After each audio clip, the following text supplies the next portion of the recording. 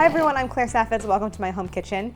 Today I have a recipe for you from What's for Dessert, and I am entering this into contention for holiday cookie this year. It is my prune and almond rugelach with some almond paste in the dough and a prune filling. They're super delicious and a recipe I really love from the book but haven't shown you yet.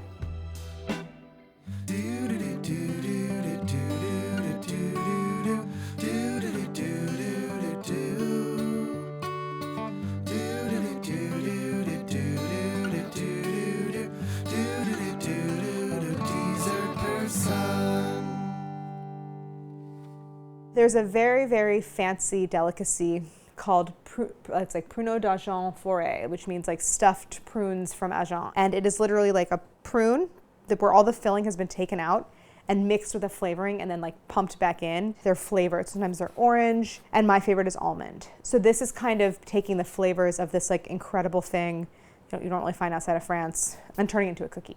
So this is a rugelach, a kind of spin on a traditional Jewish cookie, but it's also a cookie you see a lot around the holidays. It's rolled into a crescent shape, very, very classic, that is based on kind of the traditional style of rugelach, which often has cream cheese in the dough, but I'm adding a little almond paste, and that pairing of prune and almond is really, really good. So there's two main components. I make a prune filling, and then I have the almond dough. Prunes are just dried plums. I love prunes. I love the flavor.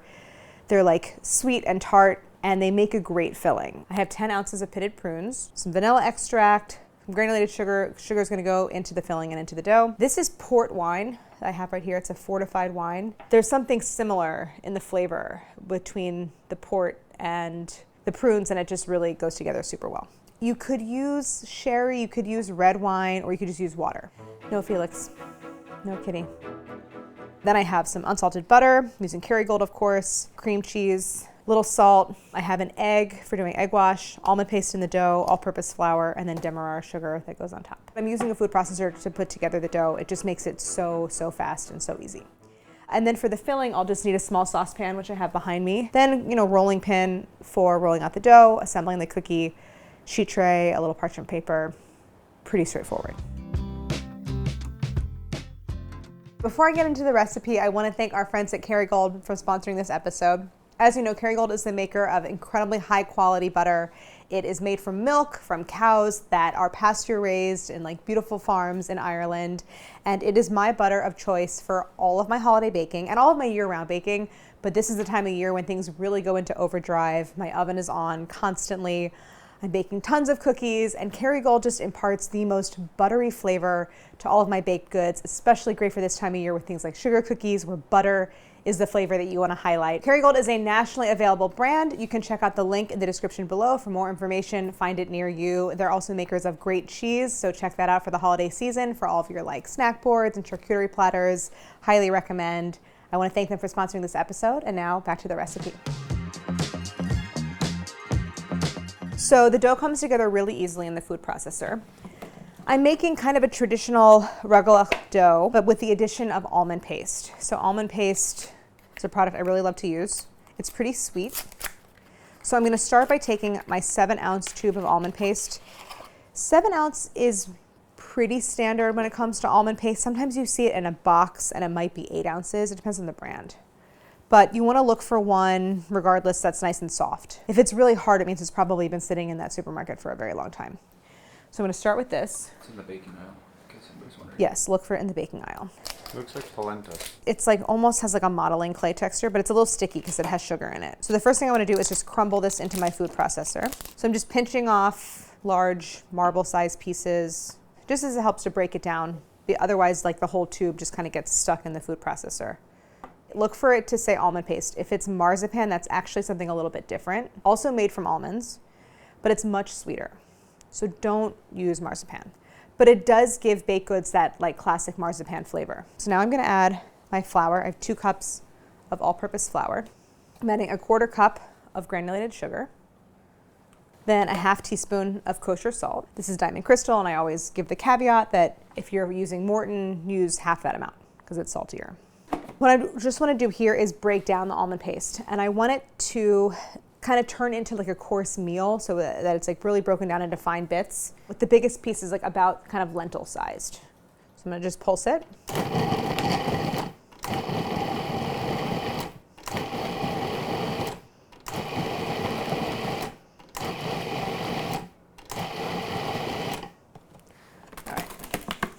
I'm just gonna check the texture with my fingers. This feels good. You see the little sort of pebbly pieces of almond paste. So now I'm gonna add my cream cheese. It's 4 ounces of cream cheese. It's nice and cold, and I cubed it up. You can't really cube cream cheese unless it's pretty cold. So I'm gonna add that plus a stick of butter. This is actually a stick and a half, 8 tablespoons plus 4 tablespoons. I only need 8. And the remaining 4 go into my filling. I'm gonna process this until now the butter and cream cheese are broken down into slightly larger pieces, more like pea-sized.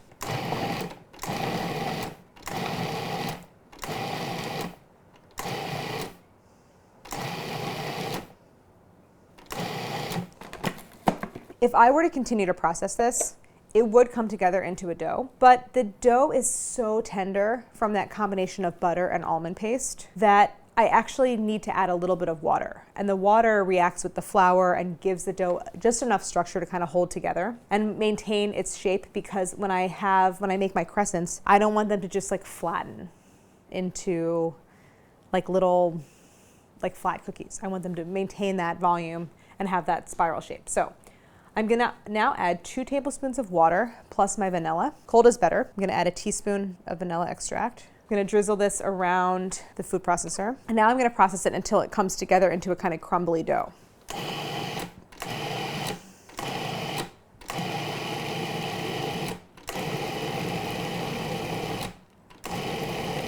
All right, you can see it's almost there. It's starting to come together. I'm gonna give it a couple more pulses. Okay, the dough is done. I'm gonna turn it out onto my work surface. There is something that happens when you add cream cheese to a dough, and it gives the dough almost like a non-stick quality. It's kind of hard to describe, almost like a plasticity in a sense, where like it can be nice and soft, but it doesn't feel sticky. So this makes a really beautiful, easy to handle dough. I'm gonna cut it in half. I have 2 pieces because I'm gonna chill these separately into separate discs, and then I'll form basically like 2 sets of cookies basically. Okay, so I'm just gonna wrap these in some plastic wrap. I'm just gonna take each piece and flatten into a disc. It's not sticky, but it is just a little bit soft. So this is sort of too soft for me to roll out right now. This needs to chill. If you're doing a lot of baking during the holidays, this is a nice cookie option because you can do basically everything ahead of time. You can make the dough ahead of time and the filling, and then just kind of assemble. You could even like freeze the unbaked cookies and store them that way, and then literally just throw them on a sheet tray and throw them in the oven. So there's a lot of flexibility here. Usually what I end up using is a rolling pin, but this dough is it's pretty uniform and it's really forgiving, so I'm just patting it with my hand. But I do like to press down nice and firm, and it helps to fill out the plastic, and the dough just holds together better when you go to roll it out. So these need to go into the fridge and chill. They're gonna chill for a couple hours at least, and I just need the dough to kind of firm up a little bit. That butter is gonna get cold and relax a little bit, and it will be easy to roll out. So while this is chilling, I'm gonna make my prune filling. For the filling, I have a small saucepan here, and I need to chop up my prunes. Basically what I'm gonna do is cook these down into a kind of like very thick puree. I'm gonna get these in my saucepan. I'm gonna add the 4 tablespoons of butter that I have remaining. It makes a really nice buttery filling, so the filling adds a little bit of richness to the cookie because of that butter in there. It needs that added fat. I'm gonna add a pinch of salt, a 1/4 cup of granulated sugar. And then of course I have my port. This was the very end of the bottle of port, which I'm sure I had for like other baking projects. So I have a little bit of sediment in the bottom, but it doesn't matter. So now I'm just gonna add enough water just to barely come to the very top of the prunes. So they're like basically submerged, but not even. So I don't wanna add too much water, otherwise the filling's gonna take a long time to cook. So they're barely covered. So this is going to come up to a simmer.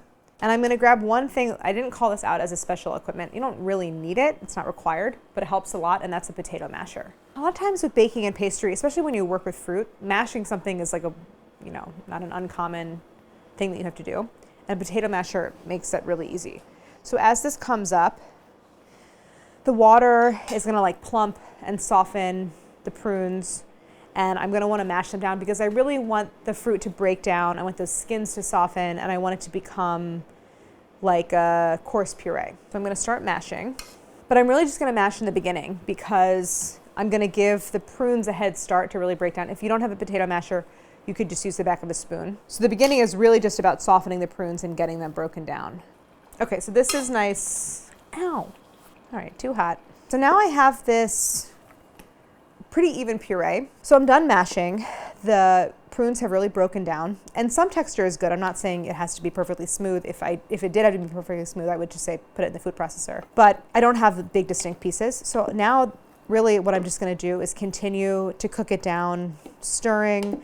Don't boil it too hard because it is really thick, it can sputter. And the kind of hallmark that your filling is done is when you can drag a spatula through it and it takes like a couple seconds for the filling to fill back in like that line.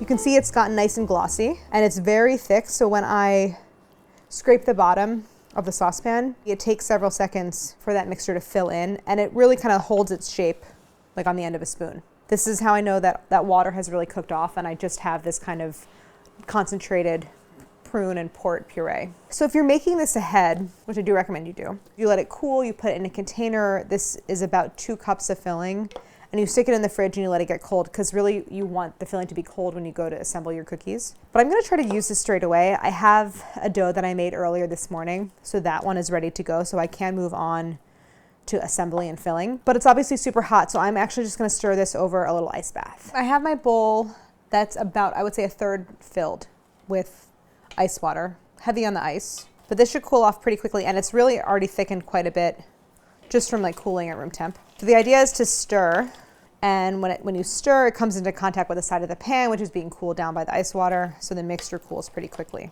I don't need this to be ice cold. I just, room temp sort of at a minimum. I just don't want it to be hot for sure. I would say I have kind of maybe a scant 2 cups, like it reduced really nicely. Set that aside. Now I'm gonna grab 1 piece of dough, because I'm gonna roll out 1 piece at a time and start assembling. So one thing you'll want, oh, I did not call this out in special equipment. No, not totally essential, but will make your life much easier, is a wheel cutter like this. So here's my chilled dough, 1 piece. I have some extra flour here for rolling, plus my rolling pin. So I'm gonna give the surface and the dough a little bit of flour. This is a nice, pretty forgiving dough, so it doesn't really need to temper. You can pretty much roll it out straight away. And I wanna roll this into a circle. I'm gonna try to keep it into as round a shape as possible. So for me, with the way that I roll, I like to just kind of keep it moving and rotate it very often. The more you roll in one direction, the more you're gonna end up lengthening it that way.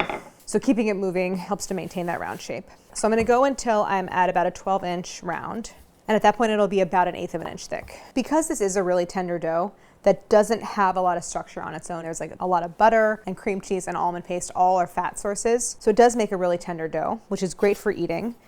But for rolling, it just means that it can be, once you get past that like 10-inch sort of diameter mark, it's not, because it doesn't have a lot of its own structure, it's like you just want to be careful because it can tear easily. So for me, what I like to do is I like to use a bench scraper rather than just lifting up the dough with my fingertips. Let the bench scraper do the work and help it get underneath the dough. You can kind of like roll it up onto the rolling pin, give it a little more flour underneath, and keep rolling. So I'm about at that 12-inch mark, and you can see it's not really a particularly neat circle, so I'm gonna go ahead and trim it. But first, go ahead and ensure that you're not stuck on the surface. You don't actually have to do this. You could kind of leave that slightly ragged edge, but I'm just gonna sort of freehand a circle. And now I'm gonna add my filling. So I have my kind of 12-inch circle, looks pretty good. So I'm gonna add a scant 1 cup just to the center of the dough, so half the filling amount. I'll use my offset spatula to spread this all the way across, and I only wanna leave about a 1/2 inch border all the way around. What's nice about this prune filling, because we cooked it, it doesn't ooze out. It doesn't like leak, it doesn't spread out onto the baking sheet and start to burn. It really holds its shape nicely, which then helps the dough hold its shape. And try not to have the middle of the circle have too thick a layer. You want it to be nice and even. Like you don't want it to be thick in the middle and then thin out as you get to the edge. We're gonna cut it like a pizza, and then each little wedge becomes its own cookie. That's what I roll up into a crescent. So I'm gonna start by cutting it in 4, like in half in each direction. And I'm not really measuring, just eyeballing it. Then in half again, so now into 1/8. And then each in half again to make 16. And if you need to, you can go ahead and clean off the wheel if it's gonna sort of get in the way. Once you have it into 8, sometimes what happens is like as you get to the point and you cross over into the other piece, you might get a little bit of like sticking against your wheel. So I'll often just kind of like follow it with my finger and make sure that I don't have anything stuck. Ah, go back. No. Oh my God. Oh my God.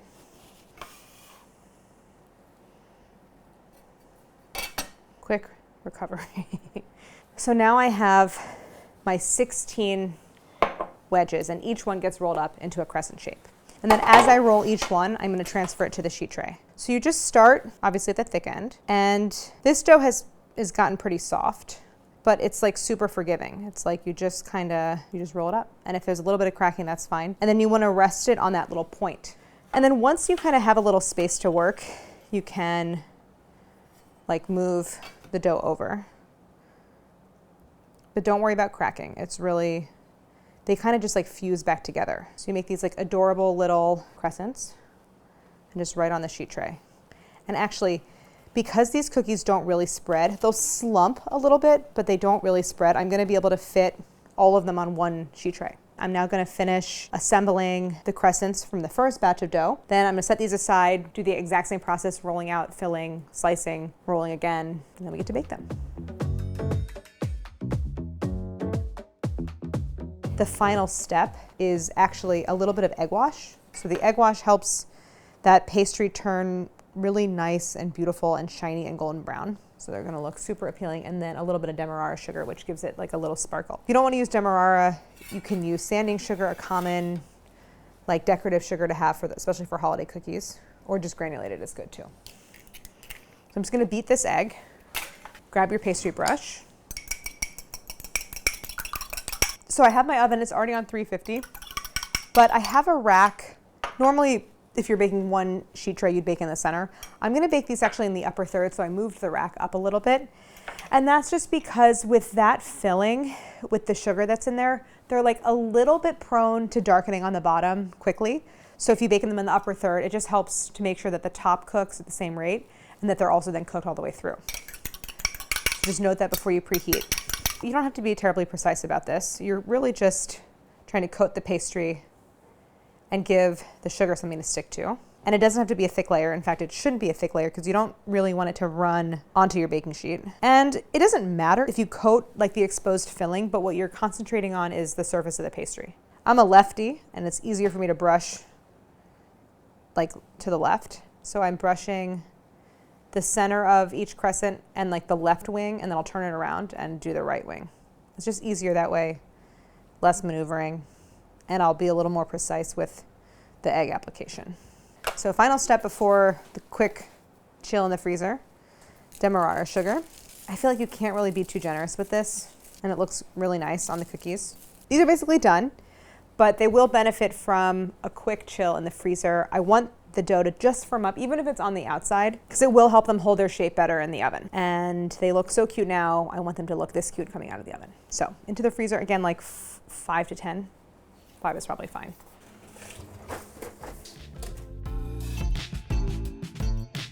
All right, I'm gonna grab the cookies. I might rearrange them a little bit, just if any are too close together. But now that they're cold, it'll be much easier. And then they're gonna go into the oven. So they're gonna bake for around 25 minutes. You just wanna make sure that they have good color on them, not too dark on the bottom. And that's gonna ensure that the centers are baked through because I have that spiral of dough. I actually think the spacing is fine. See how much easier they are to move now. Just making a little bit of space. So now into the oven, and about 25 minutes. I'm on that upper third of the oven rack. The cookies went 25, and then I thought they were a little pale on the surface, so I set it for 3 more minutes. Now they're done. So I went a little over. I'm gonna pull them out. They smell amazing, and they look so cute. They puffed and settled a little bit, but really held their shape nicely. They look so cute. Now I'm just gonna get them off of the hot sheet tray and onto my cooling rack. They're delicate, so I'm just using a spatula, and obviously it's super hot. The filling got really glossy. It didn't run. And you can tell how forgiving they are. Like when you go to form them, there might be some cracking or whatever, but like they just kind of bake up nicely. Everything kind of fuses back together. So these look great. They just need to cool a little bit. So I'm gonna get them all onto the cooling rack, and they're small, so they'll cool quickly, and then we'll taste them. The smell of the almond paste and the buttery pastry, and then that like slightly port flavored prune filling is so nice. And also they just look so cute. I love how the filling gets glossy and you see it exposed, but it doesn't run out. It looks so good. And the bottoms are nicely golden, but not burned, not overdone. They're still a little warm, but I'm impatient and I would really like to try them now. Little crunch on top from the sugar. I also love that this is a fruit cookie. Like it is a fruit forward cookie. It's not, which is not very common with cookies. Usually it's like a chocolate or a nut or something like that. So a great way to incorporate fruit. And for the holidays, it's not seasonal. It's like you can find dried fruit whenever. So delicious. You can see the spiral on the inside. And the reason I'm kind of pitching this to you for your holiday cookie is you can make all the components ahead of time and it will keep for a very long time. So you can make the filling weeks ahead if you wanted to. You can make the dough, freeze it, it'll stay for a couple days in the fridge. Then all you have to do is assemble. You could freeze it solid on the baking sheet and then bake it off whenever you need. And then in one baking sheet, you get 32 cookies, so high yield. They're sturdy. You can stack them and transport them to like a cookie party or a friend's house. So it kind of just checks all the boxes for a great holiday cookie. And of course, I love the flavor. So I want to thank our friends at Kerrygold for sponsoring this episode. If you looked in my fridge now, you would find probably like 3 pounds of Kerrygold because of all the holiday baking I have lined up and just all the baking I do in general. You can look at the link below for more information and where you can find Kerrygold in your area. And happy holidays. Thank you for watching, and don't forget to like and subscribe.